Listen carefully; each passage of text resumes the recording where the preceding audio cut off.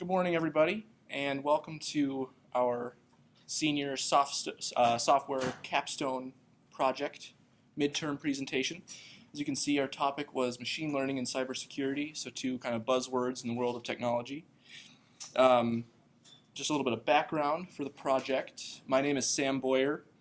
This is Blair Panic, Devonte Bell, give a wave, and then Igor Mektiev. Good job. All right, and then the company we did the capstone for was the Architecture Technology Corporation, or ATC, and our mentors were Vic Thomas and Jordan Bonney. And although Fabio Pazzo is not listed here, he is also a member of ATC, and he's been a huge help throughout the process as well. Just a little bit more background about ATC itself. How they describe their work is creating and designing real-world systems. They also do a lot of network research. They pride themselves on being able to pursue a high-risk, high-reward approach to developing advanced systems for their customers. They're a privately held entrepreneurial enterprise, and they're mostly research-based, meaning that they have a very flat corporate structure. So there's not specific departments so much as a bunch of different, very talented individuals, collaborating on different tasks, different projects, things like that. Their areas of expertise include, but are not limited to, next-gen networking, cybersecurity, airspace traffic modeling, high-performance computing, information management, and engineering for complex hardware or software systems.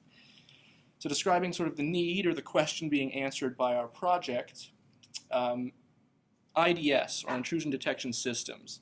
These are devices or pieces of software that monitor networks or individual systems for suspicious activity, breaches, vulnerabilities, things like that. Most people know, or in this room probably know what an IDS is. These are very widely implemented and widely used. So part of our project that we're answering is how can we add novelty to this issue? These are widely used. We need to find a new approach, a new way to look at the problem of IDS, maybe make it more efficient, maybe make it work more accurately than traditional implementations. So our solution or answer to this need is a machine learning approach. Machine learning is basically, complex algorithms that involve, matrix multiplication, statistical analysis, gradient calculation. And the beautiful part about computers is that they can do this work for us. For developers specifically, they take these very complex mathematical processes and put them into, function, so it kind of abstracts any need for us to know how it works. Of course, we're all thorough up here, very professional, so we still know how it works, but we don't, in theory, need to. So additionally, I've worked as a security engineering intern, and I can tell you that no matter how good a team of engineers is, a computer being fed the right network information will always be able to correlate events and traffic better than any group of people. So why did we take this approach? Cybersecurity is still largely untouched by machine learning. It's guessed that by 2020, only a fourth of any given security appliance will have some form of machine learning used within it. So it's still, what we're working on is really top of the line, very cutting edge stuff. So thus far, our schedule, we've decided to take a sort of shortened schedule approach. So we've actually completed 2 sprints thus far. In the first sprint, due to sort of some vaguely defined goals and tasks from ATC, we didn't really know what we were trying to do yet. So we estimated that we as a team would do a total of 29 man-hours. Now what we actually put in was over 50. So we really underestimated how much we were going to have to do. And part of that is because it's mostly a research-based project. So, how do you quantify or estimate how long it'll take you to understand something? That's why, so far off. And then for sprint 2, we promptly overcorrected for sprint 1 and significantly overestimated how much work we would have to do. And then we only managed to put in a little over 40 hours as opposed to the estimated 88. And this was, we failed to take into account other classes exist. So this is about the time when other class projects, things like that, snowstorms, right, things like that came into play. So we didn't get quite as much as done as we wanted. So for specific user stories, you can go look at our Trello board here. Cool. Great.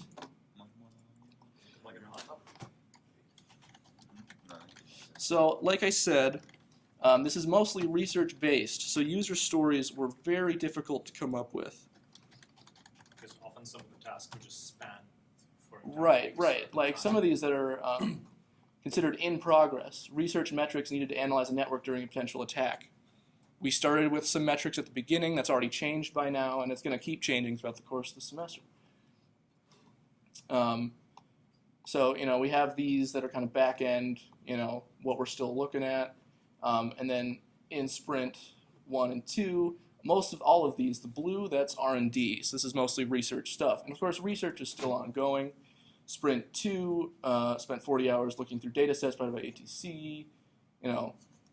This is kind of our approach. We're kind of shoehorning user stories into a research project. So, oh, sweet. Yeah, so that's kind of describing the nature of these user stories. Some are much different than others. Data acquisition 2 hours versus 40 hours. We're just doing our best to estimate exactly what's going on.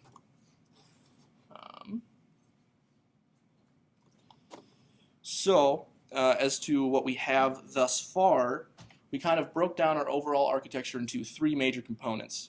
We have a development environment, data parser module, and a machine learning IDS. The development environment, we're trying to standardize. Some of us use Windows, some of us use Mac, things like that. We're trying to standardize across the board, very standard in software development, commercial. And then the data parser module is basically taking these publicly available data sets that are huge. They're gigantic. They have multiple different file formats. There's metadata files. So this data parser module, the goal is to correlate this and put it into a very usable format for a machine learning kind of micro IDS. And the machine learning micro, I call it a micro IDS because it's not really a full fleshed out IDS. But so we're taking in the records generated by the data parser module, and then they're passing it into a machine learning algorithm, and then you're spitting out a classification of some sort. There was an attack, there wasn't an attack. We'll go into more detail with all these. And to start us off with that, I'll pass it over to Igor, who will tell you a little bit about the development environment and the data parser module. All right.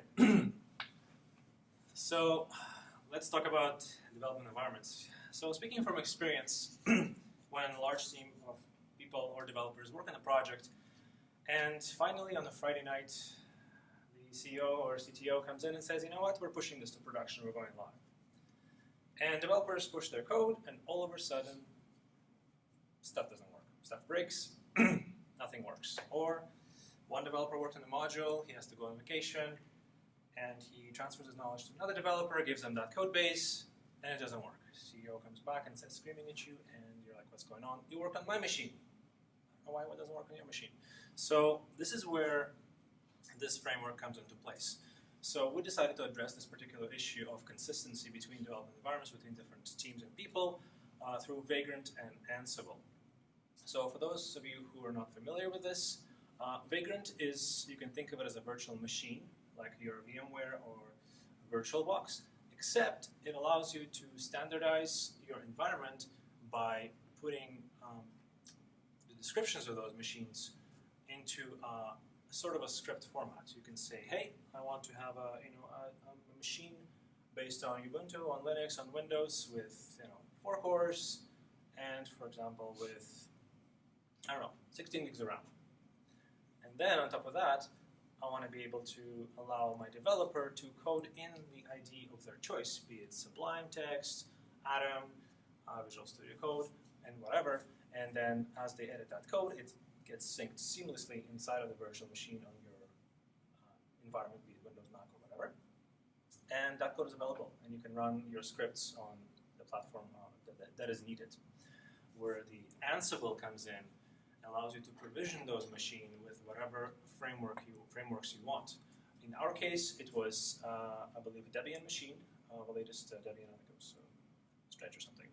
And we needed Python version 3.5, 3.6, with the TensorFlow libraries, with GPU support, with NumPy, with all sorts of requirements that TensorFlow needs. And I didn't want them, our developers to spend, 20 hours trying to figure that out and install it on Windows, then somebody else needs to install Mac. And if down the line, for example, or we would change one of the libraries. Let's say we don't want the GPU support anymore for TensorFlow, we want something else. Or we decided to switch to, what was the other library that we had from TensorFlow? Not even sure. I think it was like Panda. No, not it was Pandas or something else. There's an alternative library that we have potentially if TensorFlow doesn't work out. With one code change, with one line of code, I can push out that change and all their machines will automatically be up to date. It's similar to Chef framework, so to speak. So basically consistency and will allow us to save time, headaches, and keep everyone on the same page so there's no issues whatsoever with that. And no more, it works on my machine and it works on his. Next, the big thing is data parsing. So interestingly enough, when we started this project, we thought machine learning is going to be, most of our semester is going to be bulk of grunt work, and we were mistaken. And what happened was we realized we're digging through the data sets, and machine learning is about a month and a half in, we feel pretty confident about, whereas we're really panicking about a couple of weeks ago, and we did not know if this was going to be a success, and we're pretty confident this is going to be a great project. So what we were given is a data set, DARPA, I believe it was coming from MIT Lincoln Labs. It's, I will get into details of what actual data is in the next slide, but the basic idea is that there's a lot of raw data spanning multiple weeks or even months, consisting of raw data and metadata descriptors that comes with it. And our process would be to take all the relevant information out of those data sets, correlate that data together based on the attributes that will be fed into the machine learning algorithm. We need to pull those out and take this big thing and generate a small usable CSV file, which we can use like a Panda library to feed it directly into TensorFlow because it actually accepts that data as a default format. It's much easier to deal with that. You can even set up data pipelines if the data goes into terabytes and more, which this is really going to be useful for us. And then training data is actually will be labeled with an attack name, but the testing data will not be. So this will allow us to see the progress. Is our model learning? Is it progressing? Are we on the right track in the end? So just to give some technical mumbo jumbo for people who are not necessarily familiar with this, we got two major data formats that were given to us in order to work with to be able to train these models. So one of them is a list file format. If you're familiar with a TCP dump, a tool that gathers the traffic on the network on a particular interface and really just dumps it in a flat file, it also generates as this list file. Basically, it starts off, actually labeled it here, so we have a start time, a date and time, and a duration of a particular event. Then it gives you a raw description of a particular service. It could be FTP, telnet, finger, HTTP like port 80. You have source destination IP addresses, and then the last column, I believe it was scored by PR audit tool, which tells you there's a great probability that this particular attack was, guessing your, what was the guess attack? Login. Guess login. Guess just a login. bunch of attempts to. So these are actually our labels. This is how we are going to know, on this line right here, this attack happened. This is how we can teach and train our data models. The ones that were with the dash right here are basically the system did not identify them. So the cool thing about this is that we don't have to dig and try to figure out was any of these events actually happened. We should just correlate this data with the raw data. In the next example, the raw data that we have, and here it is presented in a nice clean format. We can actually see each packet going on here. This data right here has been outputted using TCP dump. And I basically told this tool to, give me all these SYN packets and that are hitting like port 80. And we get a number of, simple packets. So what we're going to do with this, since the data sets are really, really huge, what happens is it's actually Sam's job. He's going to come up with, tell me all the features that we need. For example, for a given attack for a port scan, we need a number of SYN packets. We need whether or not the packets were where you know, any either- corrupted either packets. corrupted, and we're going to classify this, and we'll say for the particular attack we need about 5 features, and this is how we're going to know this is an attack. But since the data is so huge, we're going to have to split it up because we cannot feed a terabyte file in a Python script. That's just going to die, and it's going to take a while to process. So what we come up with, there's a really beautiful tool called EditCab. It comes with the Wireshark tool, which allows us to take our raw data, the TCP dump data, and split it into little manageable chunks. And what we're going to do with this, we're going to go back here in the previous slide.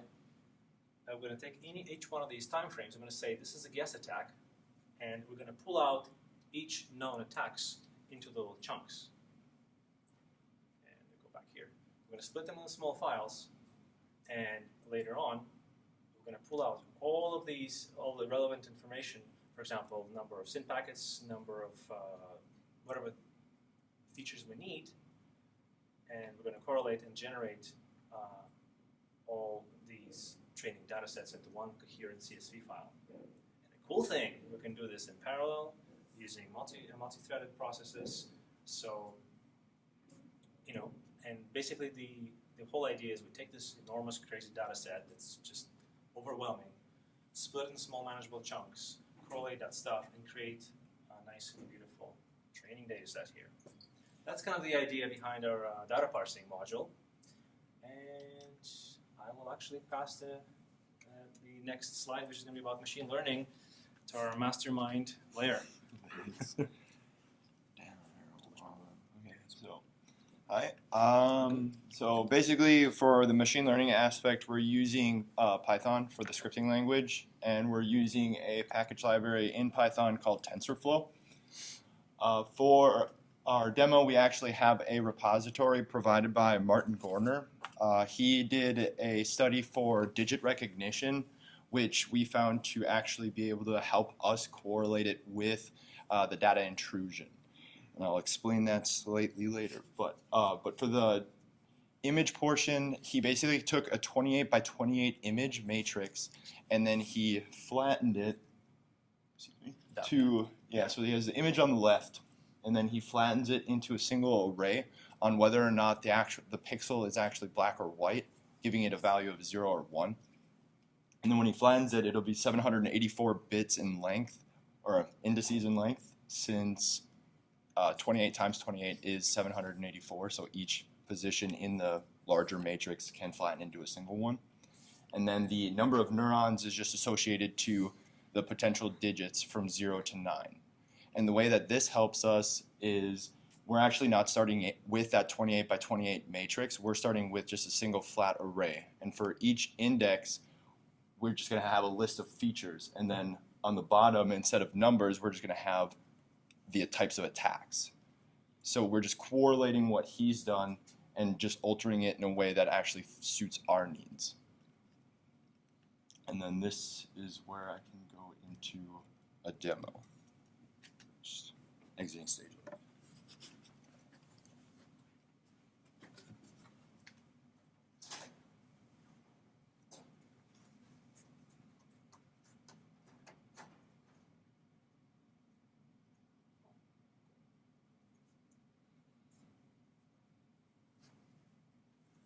So it's going to take a little bit of time to first start up, but basically what you're seeing is just a copy of the repository from GitHub, which it's all linked in the README, so we give credit to Martin Gorner since it is his research. But as you can see, we have two different types of data sets. So we have... Just to say, the only reason it's slow because we ran out of budget and we spent most of our money on pizza because we're working so much on this. But yeah, so... Little button. The little light button. Oh, the light button. There we go. Okay, so test digits. So basically this is just the data set for digits that are being tested to actually determine whether or not the machine is actually corresponding to the correct digit being inputted or exited actually from the machine learning. And then training digits is this data set that's actually training the machine learning script to correctly categorize the digits into 0 through 9. And then weights and biases, as you can see as well, they started out extremely wide, but they tend to start to actually learn and get more compact and converge to a single line there, both and corresponding to the biases as well. Also, after a certain amount of time, you'll see that accuracy increases, and it's in a scale of 0 to 1, because what happens is we take a large amount of data, right, with associated numbers, and then you put it into an algorithm called softmax, which compacts it down into a value between 0 and 1, and then gives it a probability, and then adds that to the biases, so just so to make sure that those values don't get stuck at 0. And then, yeah, so also what Martin Gorner is using, he's using the sigmoid function, activation function, which is closely related to like the brain's neurons and how they fire. Currently, they actually use the rectified linear unit, which is better. This one is, we're looking at sigmoid, which will get to about 96% accurate. So what that means is after 100 digits get input into the testing matrix, only 96 of them will actually be accurate, and 4 of them will be inputted wrong. And what they did is they used ReLU instead, which is the rectified linear unit function, which makes it come up to about a 98% accuracy rate. So it increases it and makes it a lot better. The difference is the rectified linear unit. So any value that gets actually put to negative gets actually flattened and gets put to a stationary 0 on the line. And then after that, anything that's positive will go straight up, making it act more like a neuron, because when your neurons, they're either in a firing state or a non-firing state. So there's no asymptotic behavior like there is in sigmoid. And that will be it for the demo.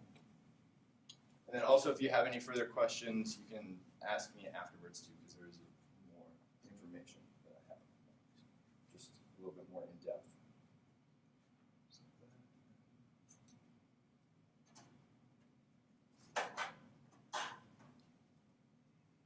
And with that, I'll pass it on to Devante to let you know about the issues and risks that we've had. So some issues and risks that we've had so far with this project is just the first one being the steep learning curve. Most of us didn't really have much knowledge about machine learning, so it was a lot of online tutorials, watching videos, reading over documentation, stuff like that. I know most of the videos were usually like a couple hours long, but to really digest and understand what's going on, you could usually like double the time that the video took to really understand everything. The next issue we had were the data sets, them being so large and being weeks long worth of data, and just having to comb through everything and pull out important stuff for our project. And then our last issue was just the fact that this was more of a research-based project. It was kind of hard at the beginning, really feeling like we were accomplishing stuff and getting stuff done, because there's not that much coding compared to other like software capstone projects where it's largely code-based. And then as far as like just being able to put all that stuff in the documentation that we have for the class. And then next we have our velocity. So this is our sprint 1 burn down chart. Yeah, so our sprints are 2 weeks long, and what you can see here is the large spike comes from each week when we meet with ATC on Friday. At the end, we bring in new user stories. So at the beginning of our sprint here, we had, most of it was research-based, and a lot of it had to do with like the school scheduling and stuff like that, and school closing. And then when the spike here came, it was actually after we met with ATC, and we decided, hey, maybe these user stories aren't important, we should add these ones. And then, so that's why we finished up here compared to down here at the end of our first sprint. And about February 14th, this is when we started having these month-long stories that span, that never end, right? Yeah. So it just kind of goes there. So then at the sprint 2 burn down chart, you can see that we actually ended right about where we should be. That's because most of these stories were already in place now. We had a good foundation of and clear goal of like what the project should be, what our mentor's goal was at the end. And so you can see how the graph kind of fluctuates, us being ahead, behind, and then adding some more stories, and ultimately ending there. So and we have the reflection that Blair will take. Oh, hold on. I'll take this. Sam. A reflection. Some of the major pros this week. So machine learning is this mountain of information, right? So we managed to actually break this down into manageable parts, and now we have a much better understanding at this point. And then with our sponsors and within our team, our communication has greatly improved. Especially with ATC, they didn't really have any clear goals, and so eventually at some point we just had to say, we need to know. We had to kind of grin and bear it, basically, and just tell them what they needed to know, and that's very important for communication. Also, this last week with ATC, they mentioned specifically that our delegation has been working well. So our delegation of tasks. So for example, Blair has been taking on the brunt of the machine learning coding. Igor has been taking on the development environment and the data sets. Then Devante and I have been working on more of the administration tasks, trying to shoehorn this research project into a software development project. And then also, we have done the same research as We've done the same research as Blair and Igor, so we're just an extra sounding board, so they can hash out ideas. Some of the cons, as mentioned up in the schedule, our time estimation needs to be improved. We have either overestimated or underestimated pretty significantly in terms of time. And again, vaguely defined project goals, we've had to come up with our own definition of what we want to achieve, and there's very little documentation for machine learning because it's kind of a lofty area of computer science. So. And we have our next steps. So some of our short-term goals are just to generate a library of attacks through the data sets that we have. We want to finalize the set attributes. So as Blair was mentioning with the single dimension array, we want to just define and finalize a good set of attributes to list the attack. And then we want to modify the machine learning script just so that it can take in that one-dimensional array and read all those attributes. And then our extremely long-term goal would be to modify the intrusion detection system so that it can operate within a live network and take in live traffic compared to just the data sets that we have or are provided. Questions?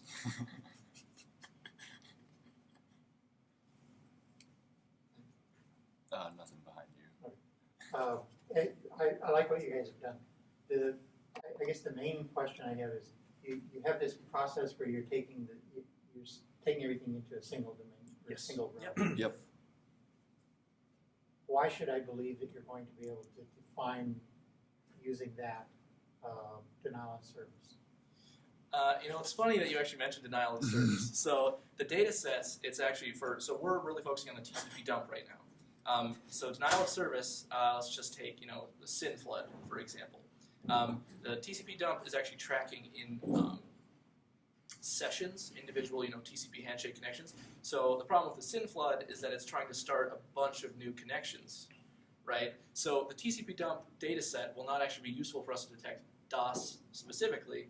So as of right now, we're focusing on just it's a proof of concept. If we can identify those specific attacks that are already in there and identified, then maybe we can start looking at different network data to try to identify the DOS. So that's kind of, it's just great that you used DOS specifically, the one that we will not be able to do with our data set. Exactly. Another interesting thing about that is that when we actually bring this machine into the live network, what's going to happen is, because right now we have these TCP dumps, literally just like collections of these packets, but on the live machine, as we train this system or try to detect something, we'll be able to read a number of SIM connections and so on and so forth from live machine, and simply adding them into our data sets into detection. So this is going to become just an extra feature that we need, which will give that leverage. Right, so that array is very easy to expand because it's just a 1 by n. That n can keep changing. And the more of them have, the more accurate we're going to get. As in the paper we read about DARPA Yep, attacks. the DARPA document. Yeah, it's a document that Fabio Pazzo sent us. There was a research group that did something very similar to How us. many features did you use? We have come up with 9 features to use, but the DARPA document mentions 41 derived. So relationships between the different features can be its own feature and stuff like that. So that's a big task as the semester goes on, is refining that list of attributes. So our goal is to really create this groundwork and framework, the great foundation that ATC can later on take and build upon that. Right. Because if it works, that means they can easily expand it and grow on it, and especially specifically use it in their Siren Siren, setting, yeah. cyber range. Because if a student decides to attack some novelty way, they can do that. They can easily take that. Right. Anyone else? Okay. Yeah. Thank you. Thank you.